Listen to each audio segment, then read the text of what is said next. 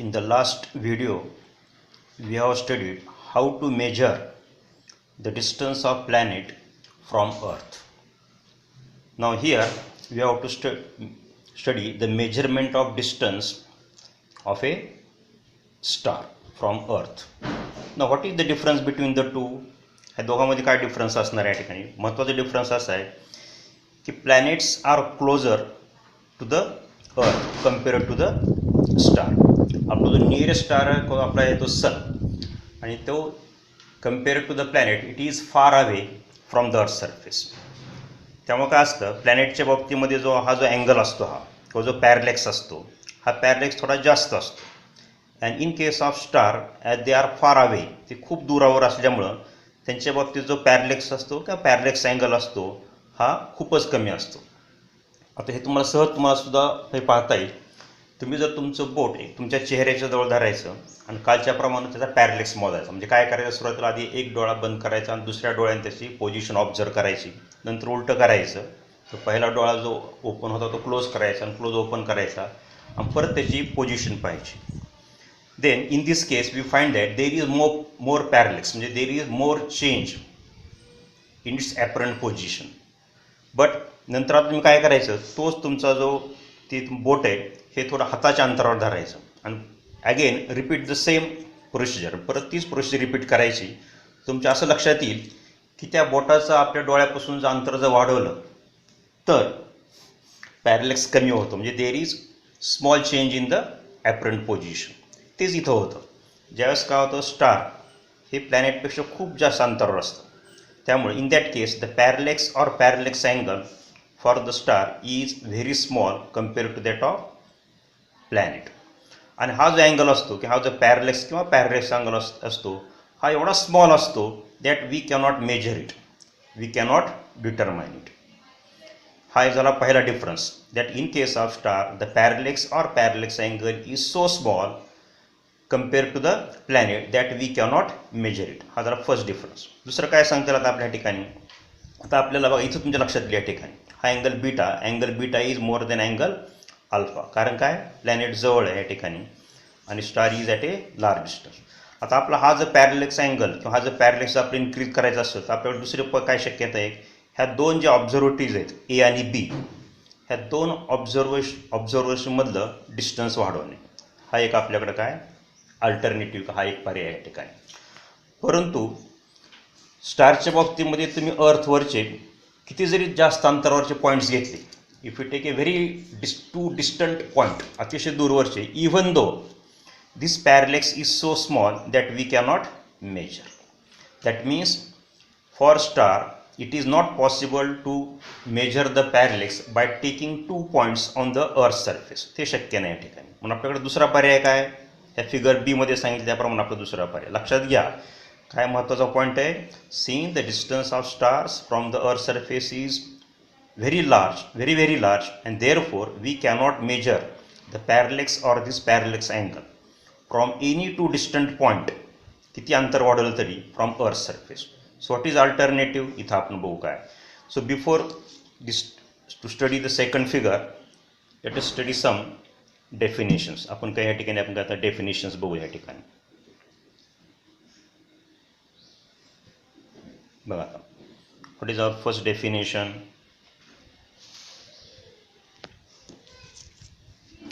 A light year. What is this definition? A light year is the distance traveled by the light in 1 year. म्हणजे light waves एका वर्षामध्ये जेवढं काही distance cover करतील that distance is called as a light year and its value is 1 light year is equal to 9.46 into this much 10⁻15 meter. We know that distance equal to speed or velocity into time. Velocity किती असणार लाईटची 3 × 10⁸ आणि distance किती इथं time किती इथं 1 year. फक्त 1 year कशामध्ये कन्वर्ट करायचं, सेकंडमध्ये.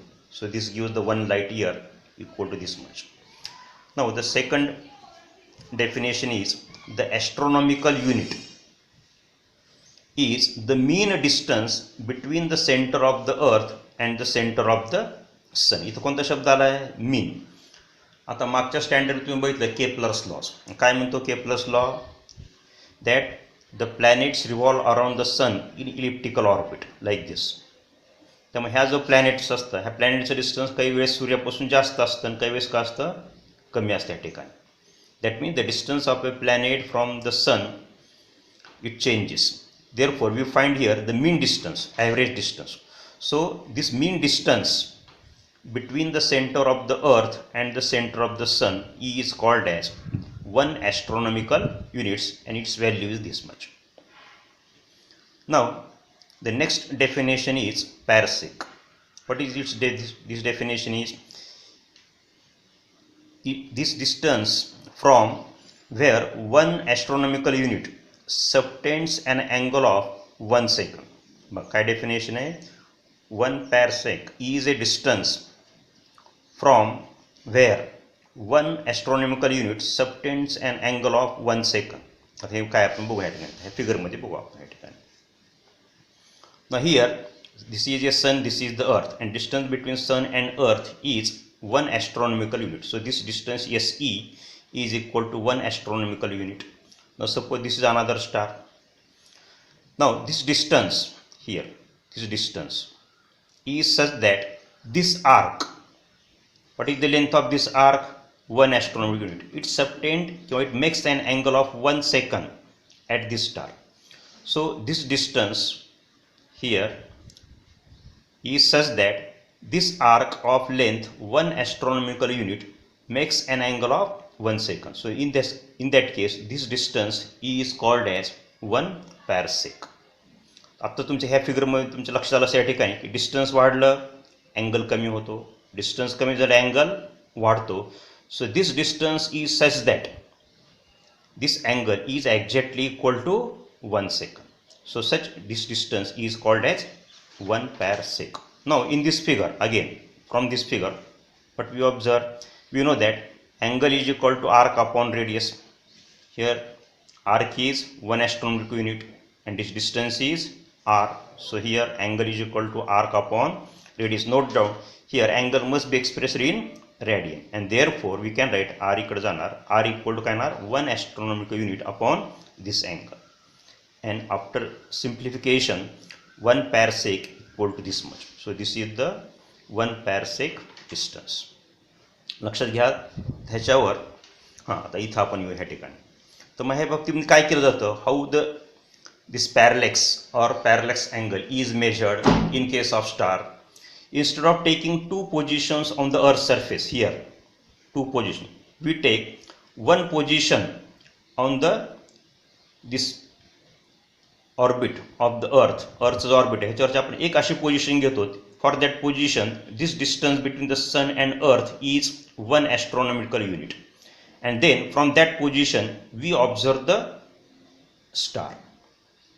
So in this case this distance is taken instead of the 2 positions on the earth surface, because आत्ताच आपण इथं काय बघितलं, it is not possible to measure this parallax for any 2 distant point on the surface of earth. हे distance आपलं कमी पडतं त्यावेळेस आपण हे डिस्टन्स घेतो.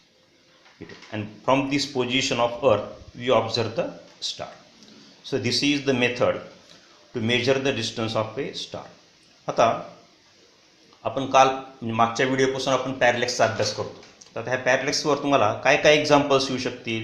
बोर्डचा जर विचार केला तुम्हाला काय काय पहिला प्रश्न येऊ शकतो या ठिकाणी. बोर्डचा विचार केला तर म्हणजे थेरी एक्झामचा विचार केला तर that definition of parallax, define parallax किंवा what is parallax, then define or what is parallax angle, एक मार्काला. किंवा describe the parallax method to measure the large distance like distance of planet. हा 3 मार्काचा क्वेश्चन येऊ शकतो या ठिकाणी. आणि ह्याच्याशिवाय तुम्हाला हे जे रिलेशन आहे that distance of planet is equal to basis distance upon this parallax angle in radian, ह्या फॉर्म्युल्यावर तुम्हाला न्यूमरिकल्स विचारले येऊ शकतात या ठिकाणी. ह्याच्यावर तुम्ही जर ह्याचा जर विचार केला, कॉम्पिटेटिव्ह एक्झामचा जर विचार केला तर तुम्हाला थेरी क्वेश्चन म्हणजे पॅरलेक्सवर काही फारसं विचारलं जाणार नाही, पॅरलेक्स अँगल किंवा ती मेथडवर पण विचारणार नाही. पण हा जो फॉर्म्युला आहे त्याच्यावर तुम्हाला एक्झाम्पल्स न्यूमरिकल्स विचारले जातात. फक्त त्या ठिकाणी तुम्हाला काय माहीत पाहिजे, ह्या डेफिनेशन तुम्हाला माहीत पाहिजे ह्या ठिकाणी. हे ठीक आहे. पण तुम्हाला प्रश्न डायरेक्ट ॲस्ट्रॉनॉमिकल युनिट हे न देता तुम्हाला डायरेक्ट असं देतील एखाद्या वेळेस. the distance between the center of earth, mean distance between the center of earth and the center of sun is this much indirectly. त्या केसमध्ये तुम्हाला हे माहीत असलं पाहिजे, this distance is nothing but 1 astronomical unit. आणि तुम्हाला हे ज्या व्हॅल्यूज आहेत ह्या तुम्हाला लर्न करण्याच्या, पाठ करण्याची आवश्यकता नाही. हे डिस्टन्सेस तुम्हाला हे व्हॅल्यू तुम्हाला डायरेक्ट देतात. फक्त तुम्हाला ह्या 3 डेफिनेशन्स आणि हा फॉर्म्युला माहीत असणं आवश्यक आहे, नंबर 1. नंबर 2, तुम्हाला अजून हे माहीत असणं आवश्यक आहे, how to convert the angle in degree in angle in radian. कारण ह्या केसमध्ये ह्या फॉर्म्युल्यामध्ये इथं ह्या फॉर्म्युल्यामध्ये this angle theta is measured, it is taken in radian. हे पण तुम्हाला माहीत असणं आवश्यक आहे. त्यासाठी तुम्ही काय करायचं मग, for this you this is note, read the box do you know on page number 2, page number 4 हे वाचा. ऑलरेडी मी एक्सप्लेन केलंच आहे ह्या ठिकाणी, परत तुम्ही आता रीड करा. Also study the solved example 1.2 on page number 4, 5. हे तुम्ही दोन्ही पण रीड करा. त्यामुळे तुमचे हे दोन्ही काय होता, हे सगळे जे कन्सेप्ट आपण जे शिकलेत हे व्यवस्थित तुम्हाला अजून चांगले समजते. थँक्यू.